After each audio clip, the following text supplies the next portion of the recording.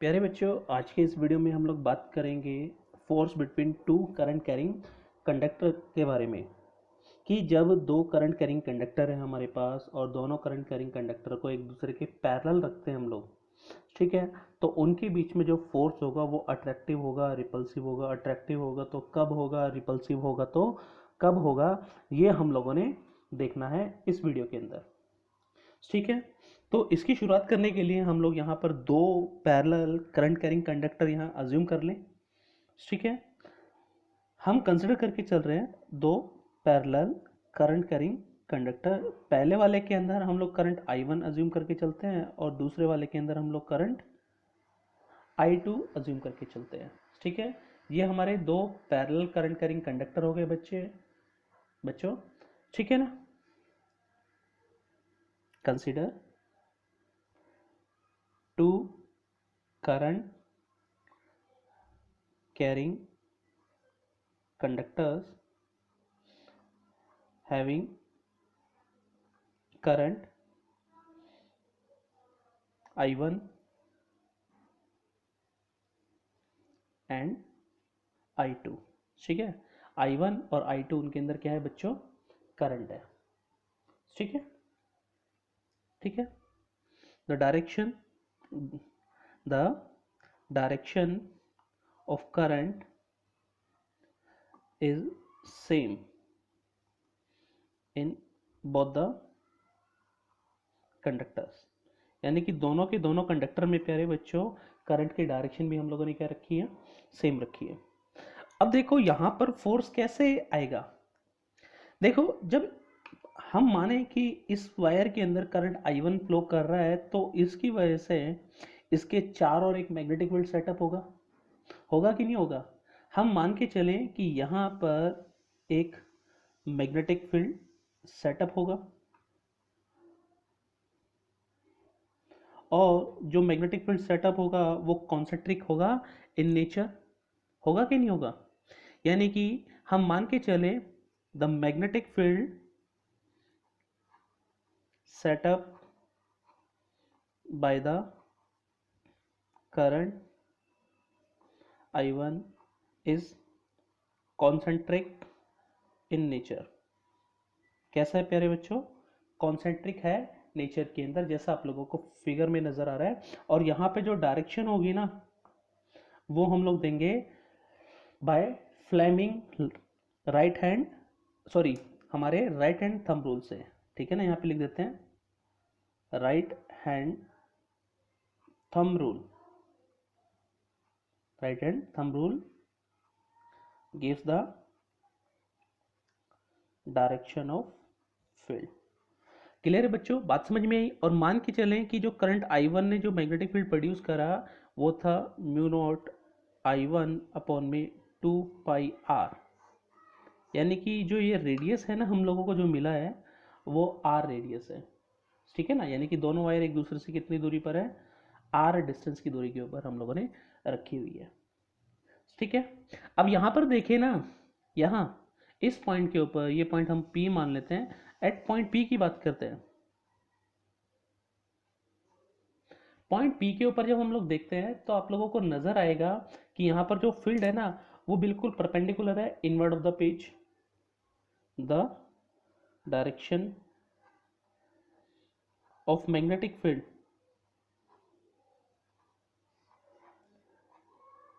Due to the I1 is perpendicular inward to the page. Page के प्यारे बच्चों बिल्कुल परपेंडिकुलर इनवर्ड है यहाँ पर। ठीक है ना, तो ऐसे हम लोग समझे कि यहाँ जो मैग्नेटिक फील्ड है वो बिल्कुल ऐसा नजर आएगा। होगा कि नहीं होगा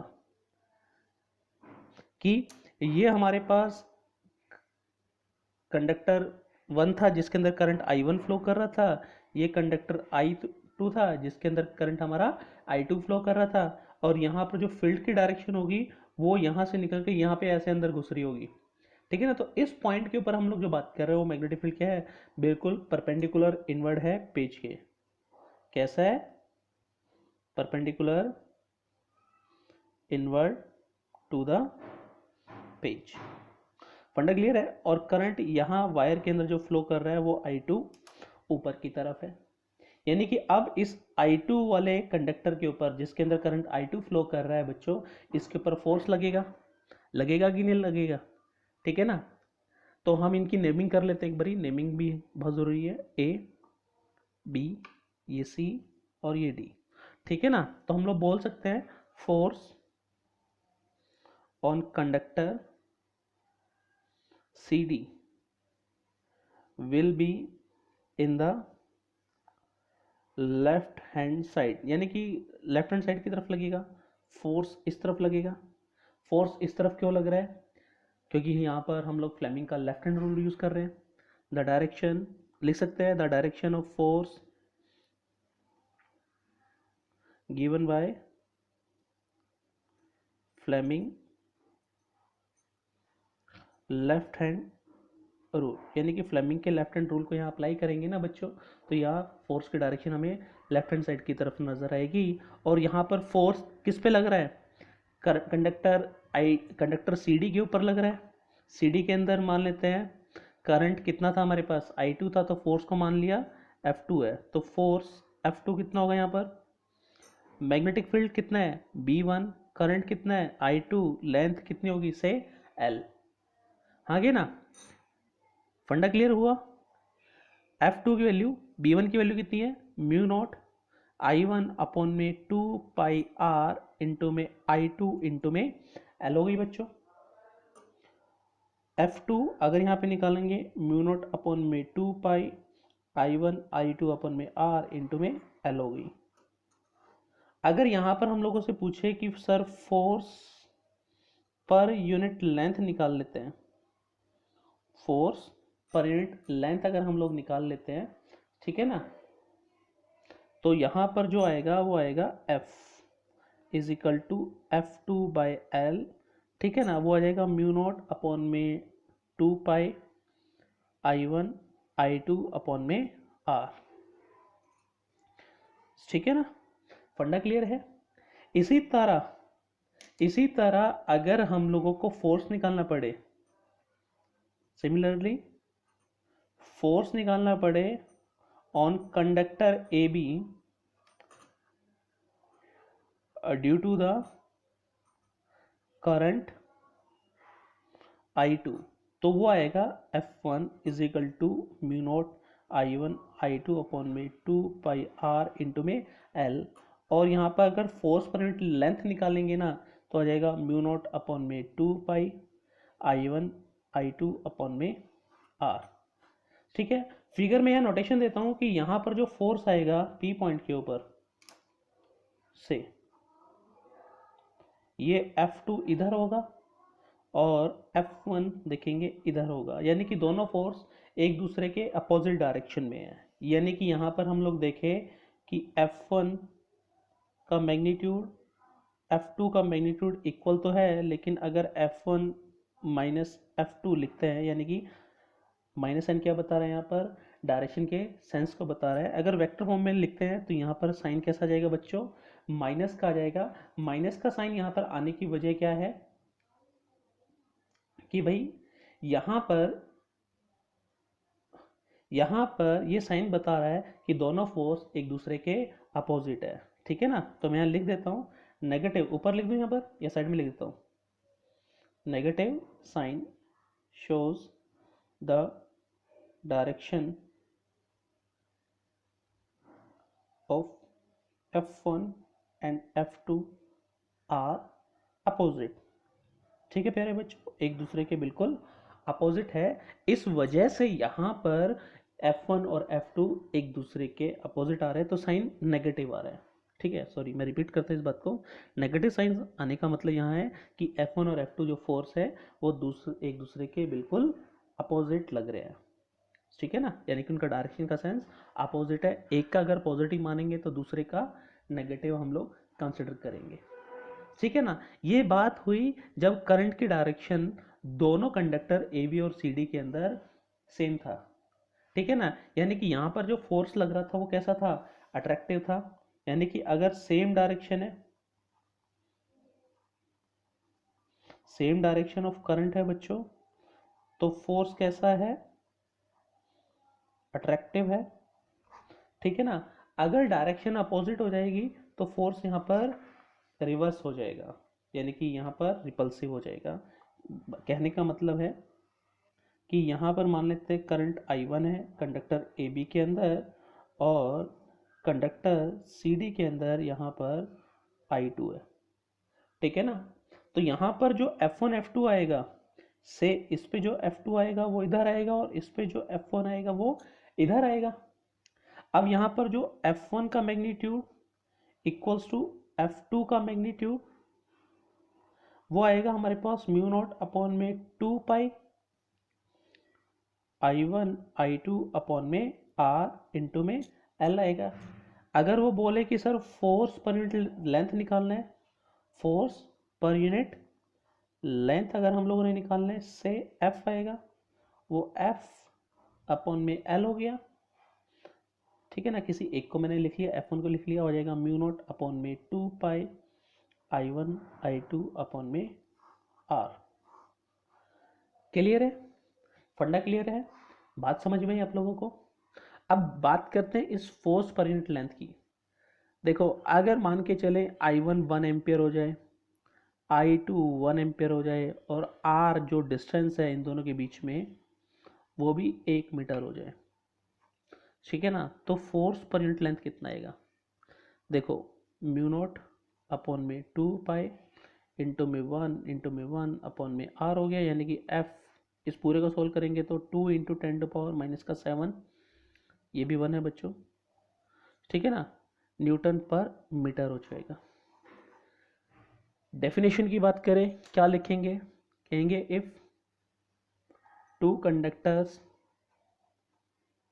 ऑफ इनफाइनाइट लेंथ।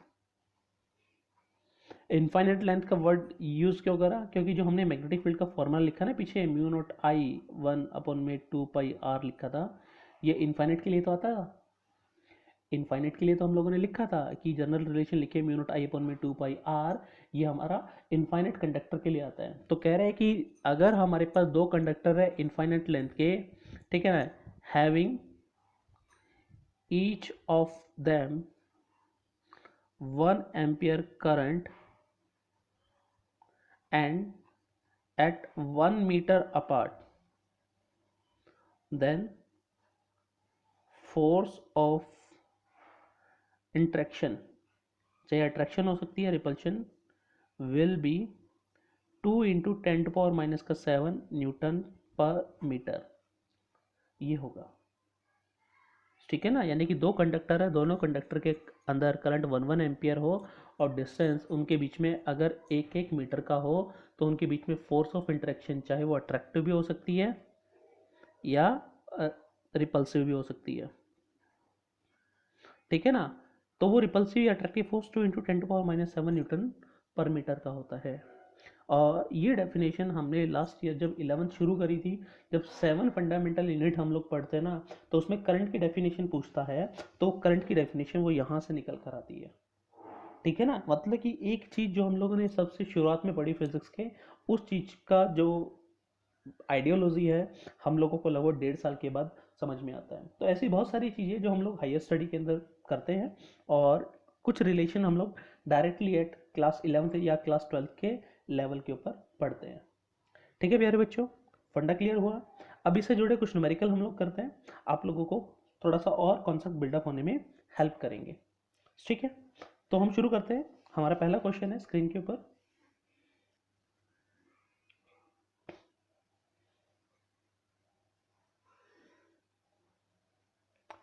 देखो कहता है कि हमने फोर्स पर यूनिट लेंथ निकालना है, यानी कि F is equal to mu not upon में 2 पाई I1 I2 अपॉन में R।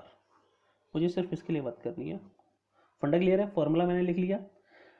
Long straight conductor having 4 ampere current and due to a parallel wire carrying 6 ampere current, यानी कि I1 का वैल्यू मान लेते हैं 4 एम्पियर और I2 का वैल्यू हो गया 6 एम्पियर, ठीक है ना। डिस्टेंस बिटवीन उनके बीच में R दे रखा है 3 सेंटीमीटर, यानी कि 3 into -2 metre, F. Mu not upon में 2 पाई का वैल्यू हो गया 2 इंटू 10⁻⁻⁷, I1 4, I2 6 हो गया, और ये 3 इंटू 10⁻⁻²। ठीक है, 10⁻⁻5, 24 दूनी 48 बटा 3 गुना 10⁻⁻5। ठीक है, तो ये 16 पे चला गया, यानी कि 1.6 इंटू 10⁻⁻4 न्यूटन पर मीटर यहाँ पर हमारा आंसर आ गया, यानी कि F is equal to 1.6 into 10⁻⁻4 newton per metre, ये हमारा आंसर है। ठीक है, 1.6 इंटू 10⁻⁻4 न्यूटन पर मीटर, ये हमारा आंसर है बच्चों। ठीक है, फंडा क्लियर हुआ, आगे बढ़े। नेक्स्ट क्वेश्चन हमारे पास कह रहे एक वायर है हमारे पास AB, एक वायर है हमारे पास AB, ठीक है, उसके अंदर एक करंट फ्लो करता है 12 एम्पियर का। ठीक है ना, करंट कितना फ्लो करता है 12 एम्पियर का, and laying on A table, यानी कि टेबल मान लेते हैं, ये हमारी टेबल होगी बच्चों। ठीक है ना, और ये टेबल के ऊपर ही है, अज्यूम करके चल रहे हैं। इसके अंदर करंट हमने मान लिया इस डायरेक्शन में, ठीक है ना, और ये करंट का वैल्यू मान लेते हैं I1 कितना है 12 एम्पियर है। ठीक है ना, वायर है हमारे पास AB। ठीक है, कह रहे अनदर वायर है हमारे पास CD carrying a current 5 ampere held directly above AB, यानी कि AB के ऊपर हमने एक वायर और मान ली, ठीक है ना, CD, और इसके अंदर करंट है हमारे पास 5 एम्पियर का। ठीक है ना, फंडा क्लियर हुआ कि एक वायर है CD जिसके अंदर करंट कितना है बच्चों 5 एम्पियर का, और हमने उसको डायरेक्टली अबव रखा है AB के, ठीक है ना, at a gap of height of 1 mm, यानी कि ये 1 mm का गैप है, यानी कि 10⁻³ मीटर यहाँ ये गैप हो गया। क्लियर है, find the mass per unit length of the wire CD so that it remain suspended at position when left free, यानी कि ये इसी हाइट के ऊपर रहनी चाहिए, यानी कि इन दोनों वायर के बीच में क्या होगा रिपल्सिव फोर्स होगा। रिपल्सिव फोर्स होने के लिए हम देखें डायरेक्शन ऑफ सेंस जो करंट का है एक दूसरे के अपोजिट होना चाहिए, हाँ कि ना, यानी कि दोनों में जो करंट की डायरेक्शन है वो अपोजिट होगी। ठीक है, अब देखो जो फोर्स पर यूनिट लेंथ आएगा वो आएगा म्यू नॉट अपॉन में 2 पाई I1 I2 अपॉन में R, और ये फोर्स इस वायर को ऊपर की तरफ लेके जाएगा, यानी कि ये मैग्नेटिक फोर्स है, और ये मैग्नेटिक फोर्स किसको बैलेंस करेगा इसके वेट को, करेगा कि नहीं करेगा, हाँ कि ना, फंडा क्लियर हुआ, यानी कि हमारा जो वेट होगा वो कितना होगा m इंटू जी होगा। फंडा क्लियर है, तो हम दोनों को बैलेंस कर दें, ये इक्वेशन हमारा फर्स्ट हो गया, ये इक्वेशन हमारा सेकंड हो गया। ठीक है, लेकिन हम लोगों को क्या निकालना है मास बाय लेंथ, हम लोगों ने यहाँ निकालना है, ये बात ध्यान में रखना। म्यू नॉट अपॉन में 2 पाई I1 I2 अपॉन में R equals to m into g. ठीक है ना, अगर फोर्स की बात कर रहे हैं, फोर्स देखो केवल फोर्स है तो यहाँ पर L भी आ जाएगा, यहाँ पर हम लोग सीधा F लिखेंगे। ठीक है ना, फोर्स है बेटे, ठीक है ना, फोर्स पर यूनिट लेंथ नहीं आ रहा, केवल फोर्स है, तो यहाँ पर लेंथ भी हो गया। ठीक है, L को इधर ले जाए तो देखो म्यू नॉट अपॉन में 2 पाई I1 I2 अपॉन में R, और G नीचे आ गया, और ये m बाय L बन गया। ठीक है, तो ये बन गया mass per unit length, mu not upon में 2 पाई की वैल्यू 2 गुना 10⁻⁻⁷, I1 यहाँ पर 12 हो गया, I2 यहाँ पर 5 हो गया। ठीक है, R की वैल्यू 10⁻⁻³ है, और G का वैल्यू 10 हो गया। ठीक है, ये 10⁻⁻2 हो गया, ये कट के 10⁻⁻5 बन गया। ठीक है ना, अब 60 दूनी 120 हो गया, 120 गुना 10⁻⁻5 या 1.2 इंटू 10⁻⁻³ kg पर मीटर, यहाँ पर ये हमारा आंसर आ गया, क्योंकि उसने पूछा है मास पर यूनिट लेंथ, तो मास 1.2 इंटू 10⁻⁻³ kg पर मीटर यहाँ पर ये आंसर आएगा। फंडा क्लियर है, बात समझ में आई। देखो बच्चों ये चीज़ ध्यान में रखना कि यहाँ पर मैग्नेटिक फोर्स था, देखो स्टिल मुझे भी थोड़ा सा कन्फ्यूज़न रहा कि मैं यहाँ फोर्स पर यूनिट लेंथ लिख दूँ, लेकिन टाइम रहते रिकॉल कर गया कि ऊपर की तरफ फोर्स है मैग्नेटिक, नीचे की तरफ फोर्स है हमारा वेट, दोनों एक दूसरे को बैलेंस करने चाहिए, ठीक है ना। फोर्स पर यूनिट लेंथ अलग चीज़ है, ठीक है ना, लेकिन यहाँ पर फोर्स बैलेंस कर रहे हैं, ना कि फोर्स पर यूनिट लेंथ। उसने जरूर क्वेश्चन के अंदर पूछा है कि मास पर यूनिट लेंथ निकालना है, ठीक है, लेकिन यहाँ पर हम लोग क्या करेंगे, सिर्फ बैलेंस करेंगे फोर्स को, ठीक है। मैग्नेटिक फोर्स का फॉर्मूला म्यू नॉट अपॉन में 2 पाई I1 I2 अपॉन में R इंटू में L होता है, ठीक है ना। और यहाँ पर ये जो वेट था, ये वेट M इंटू जी था। जब दोनों को बैलेंस करेंगे तो यहाँ पर मास पर यूनिट लेंथ का हमें फॉर्मूला या रिलेशन मिल जाएगा, और उसको सिंप्लीफाई करते हैं हम लोग तो ये 1.2 इंटू 10⁻³ kg पर मीटर आता है, ठीक है प्यारे बच्चों। फंडा क्लियर हुआ, समझ में आया। आगे बढ़ते हैं नेक्स्ट क्वेश्चन की तरफ।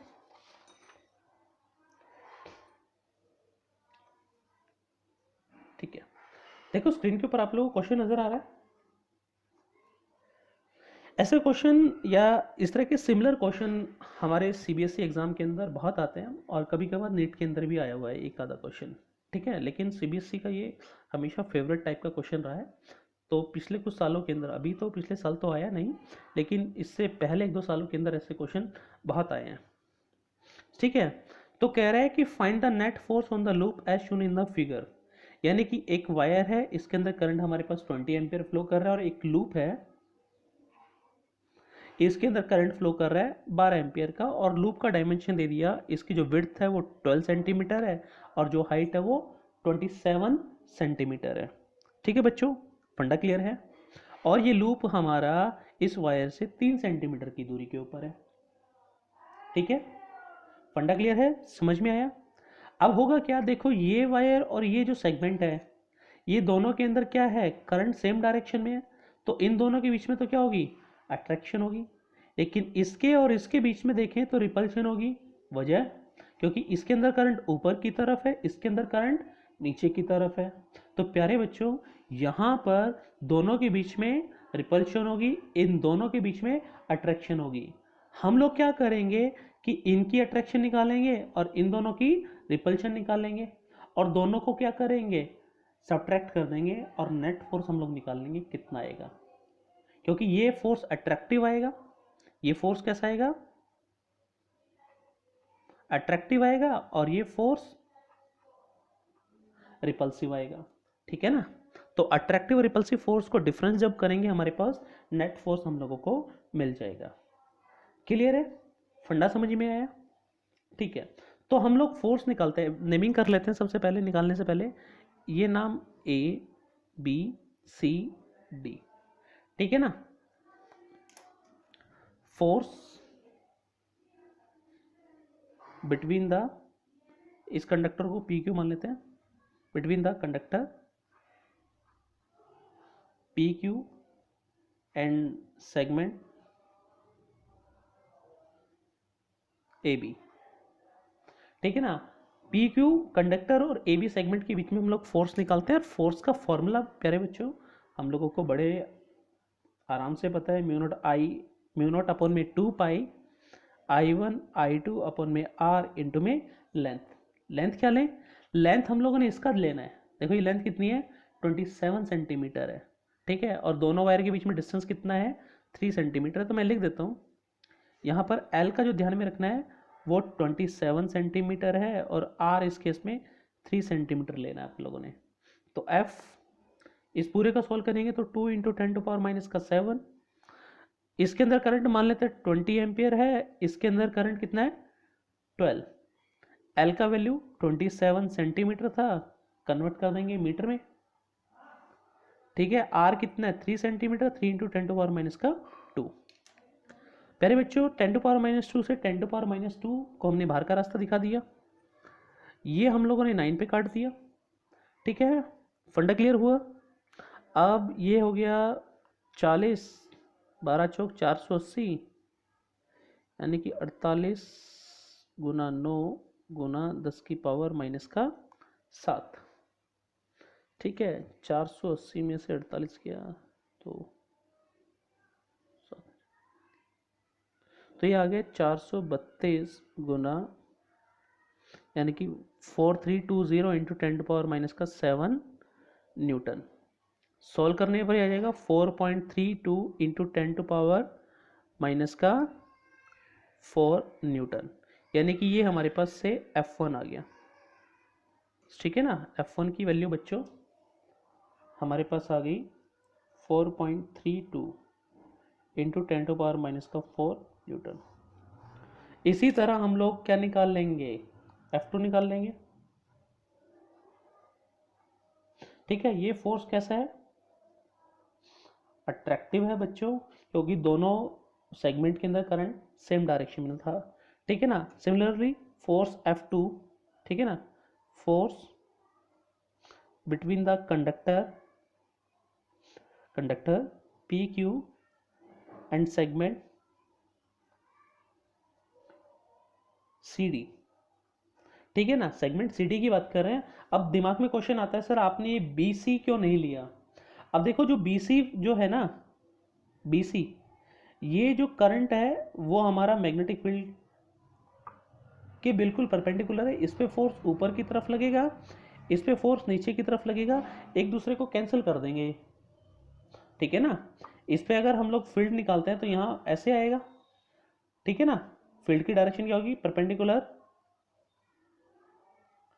इनवर्ड टू द पेज आएगी। क्लियर है, जब यहाँ पे फ्लेमिंग का लेफ्ट हैंड रूल लगाते हैं तो फील्ड अंदर की तरफ, करंट आगे की तरफ, तो फोर्स ऊपर की तरफ। ठीक है ना, इस पे जो फोर्स आएगा वो किधर आएगा, नीचे की तरफ। दोनों फोर्स इक्वल एंड अपोजिट होंगे। ठीक है ना, यहाँ लिख देता हूँ force on BC is equal to force on AD, लेकिन डायरेक्शन का सेंस क्या रहेगा, अपोजिट रहेगा। तो एक दूसरे को ये कैंसिल कर देंगे, ना तो लूप ऊपर जाएगा ना ये लूप नीचे जाएगा। लेकिन जब सेगमेंट AB और CD की बात करते हैं, इनके बीच में जो गैप है ना, ये अलग अलग है, क्योंकि अब यहां पर जो डिस्टेंस है सेगमेंट के बीच में और कंडक्टर PQ के बीच में R, वो हो गया 15 सेंटीमीटर। L यहां पर 27 सेंटीमीटर। ठीक है, अब यहां पर F2 अगर हम लोग निकालते हैं, म्यू नॉट अपन में 2 पाई I1 I2 अपन में R इंटू में L, तो ये हो जाएगा 2 into 10⁻⁻7, I1 20 I2 12 L 27 centimetre है, हम लोगों ने मीटर में कन्वर्ट कर लिया, और R यहाँ पर 15 सेंटीमीटर था, उसको हम लोगों ने मीटर में कन्वर्ट कर लिया। ठीक है ना, 10⁻⁻2 को 10⁻⁻2 से कैंसिल कर दिया, ये 5 पे चला गया, ये 9 पे चला गया 3 की टेबल पर, ये हमारा 4 पे कट गया। ठीक है ना, 4 दूनी 8, 12 अठू 96, 96 गुना 9। ठीक है ना, यानी कि 960 में से 96 घटा दें 4, तो ये आ जाएगा लगभग 864 इंटू 10⁻⁻7, यानी कि 0.864 इंटू 10⁻⁻4 न्यूटन। क्लियर है, यानी कि F2 की वैल्यू जो आ रही है हमारे पास, वो 0.86 इंटू 10⁻⁻4 न्यूटन लिख रहा हूँ। ठीक है ना, नेट फोर्स अगर हम लोग निकालेंगे वो आ जाएगा F1 माइनस का F2, क्योंकि ये अट्रैक्टिव था, ये रिपल्सिव था। अब दिमाग में क्वेश्चन आता है, सर F1 में से F2 क्यों सब्ट्रैक्ट कर रहे हो, F2 में से F1 क्यों नहीं कर रहे। क्योंकि ये वाला करेक्ट इसलिए है क्योंकि हमें पता है कि ये जो R है फिगर के अंदर, ये R कम है तो ये फोर्स ज़्यादा होगा, और यहाँ पर ये R ज़्यादा है तो ये फोर्स का वैल्यू कम होगा। जस्ट हम लोग मैग्नीट्यूड निकाल रहे हैं, तो नेट फोर्स निकाल रहे हैं, तो F1 माइनस F2 कर रहे हैं हम लोग। ठीक है ना, तो ये वैल्यू आई थी हमारे पास 4.32 इंटू 10⁻⁻4 माइनस 0.86 इंटू 10⁻⁻4।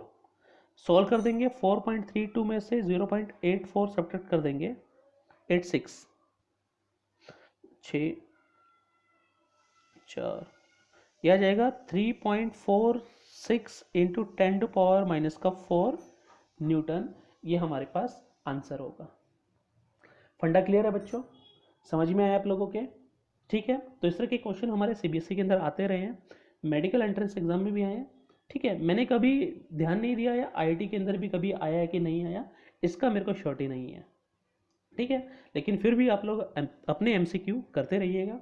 कोई डाउट या क्वेरी आप लोगों को आती है तो आप लोग बेझिझक पूछ लीजिएगा। ठीक है, इससे पहले एक क्वेश्चन मैंने आप लोगों को दिया था, ठीक है ना, आपको व्हाट्सएप ग्रुप पे शेयर करा था एक क्वेश्चन, और उसका सॉल्यूशन निकालने के लिए मैंने बोला था। ठीक है ना, वो क्वेश्चन हमारा ये था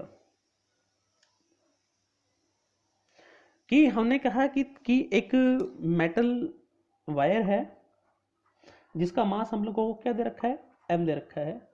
ठीक है ना, और वो स्लाइड करती है बिना किसी फ्रिक्शन के एक हॉरिजॉन्टल रेल के ऊपर, यानी कि ये रेल है। ठीक है ना, इस रेल के ऊपर वो स्लाइड करती है, यानी कि ये हमारा कंडक्टर है। ठीक है, इसको नाम दे देते हैं हम लोग पी और क्यू। ठीक है, the rail situated in a uniform magnetic field be directed vertically outward, यानी कि ये जो मैग्नेटिक फील्ड है वो क्या बता रहा है, perpendicular out of the page, यानी कि बी हमारा क्या है, perpendicular out of the page है, इस बारी पेज से बाहर निकल रहा है भाई। ये चीज हम लोगों ने ध्यान में रखनी है। ठीक है, हमने क्या करा कि जो हमारा कंडक्टर पी क्यू, जो रेल थी हमारी, जो रेल थी उसको हम लोगों ने एक बैटरी से कनेक्ट कर दिया, और वो एक करंट आई भेज रही है, और आई करंट वो इससे भी जाएगा। हम देखें तो हमारे स्टेटमेंट में कहता है कि एक मेटल वायर है जिसका मास m था, स्लाइड करती है बिना किसी फ्रिक्शन के हॉरिजॉन्टल रेल के ऊपर। ठीक है ना, और ये दोनों रेल एक दूसरे से d डिस्टेंस के ऊपर है, यानी कि हमारे पास l मिल गया, कितना हो गया, d। दो वायर यानी कि फोर्स पर यूनिट लेंथ निकालेंगे या केवल फोर्स निकालेंगे। ठीक है, तो हमें L चाहिए, L हमें मिल गया D के इक्वल। ठीक है ना, मास हम लोगों को M दे रखा है। ठीक है, कह रहे the rail are situated in a uniform magnetic field perpendicular out of the page है, यानी कि B हमारे पास क्या हो गया, B हो गया, और ये जो डॉट है वो क्या बता रहा है, perpendicular out of the page, हमें फील्ड के बारे में बता रहा है। ठीक है, और हमने उस रेल को एक बैटरी के साथ कनेक्ट करा है जो करंट आई यहाँ पर सेंड करती है, यानी कि करंट कितना देती है, आई देती है, यानी कि घूम के करंट कितना आएगा इसके अंदर, वापस से आई आएगा, यानी कि सर्किट को क्लोज करने के लिए हमने इस पी क्यू कंडक्टर का सहारा लिया कि वो करंट ऐसे घूम के ऐसे आया। ठीक है ना, ऐसे घूम के आएगा करंट। ठीक है, कह रहा है कि जब करंट इस पी क्यू कंडक्टर में से पास हुआ तो एक वेलोसिटी वो अटेन करता है, उस वेलोसिटी को as a function of time हम लोगों ने लिखना है। ठीक है ना, as a function of time हम लोगों ने लिखना है। तो सबसे पहले तो हम लोगों ने निकालना है इसके ऊपर फोर्स। ठीक है ना, तो force on the wire segment P Q is F is equal to B I L, यानी कि फोर्स हमें मिल जाएगा बी आई एल से, और साइन 90 डिग्री ऐसा भी लिख सकते हो। 90 है क्योंकि फोर्स और करंट की डायरेक्शन में एंगल कितना है, 90 डिग्री है, तो साइन 90 यहाँ पर क्या होता है बच्चों, 1 होता है। ठीक है ना, तो यहाँ पर एफ बी आई एल की जगह में यहाँ पे क्या आ गया, डी, फोर्स मिल गया। डायरेक्शन ऑफ फोर्स देखें किधर आएगी, डायरेक्शन ऑफ फोर्स देखिए, फ्लेमिंग का लेफ्ट हैंड रूल लगाते हैं, तो फील्ड देखिए ऊपर की तरफ है, करंट इधर है, तो फोर्स हमारा इस तरफ आता है। ठीक है ना, यानी कि फोर्स हमारा इस तरफ आएगा। फंडा क्लियर हुआ। ठीक है ना, अब जब फोर्स लग रहा है तो ये रेल के ऊपर ये जो वायर क्या करेगी, एक्सेलरेट करेगी, as the force F acts on the wire P Q, it start accelerating. ये क्या करना शुरू कर देगी, एक्सेलरेट करना शुरू कर देगी बच्चों। और एक्सेलरेशन होता है फोर्स अपॉन में मास, क्योंकि बच्चों मास हमें यहाँ दे रखा है इसने, तो एक्सेलरेशन आ गया बी आई डी अपॉन में एम। किसी भी इंस्टेंट के ऊपर वेलोसिटी पूछी है by using equation of motion for uniform acceleration, ठीक है ना। तो हम लोग देखेंगे v is equal to u plus a t, यहाँ u 0 था बच्चों, तो v is equal to a into में t हो गया, और हम देखेंगे v is equal to a का value B I D upon में m इंटू में t। As a function of time हम लोगों ने यहाँ वेलोसिटी निकाल दी। किसी भी इंस्टेंट के ऊपर अगर हम लोगों को वेलोसिटी चाहिए तो जस्ट हम लोगों को t का वैल्यू पुट करना है और हमारे पास वो वेलोसिटी निकल कर आ जाएगी। ठीक है प्यारे बच्चों, फंडा क्लियर हुआ, समझ में आया? तो आप लोग क्वेश्चन कीजिएगा, स्टिल कोई क्वेरी रहती है तो आप लोग बेझिझक पूछिएगा। ठीक है, वीडियो को पॉज करके एक बार ये सारी चीज़ें नोट डाउन भी कर लेना। ठीक है, थैंक यू।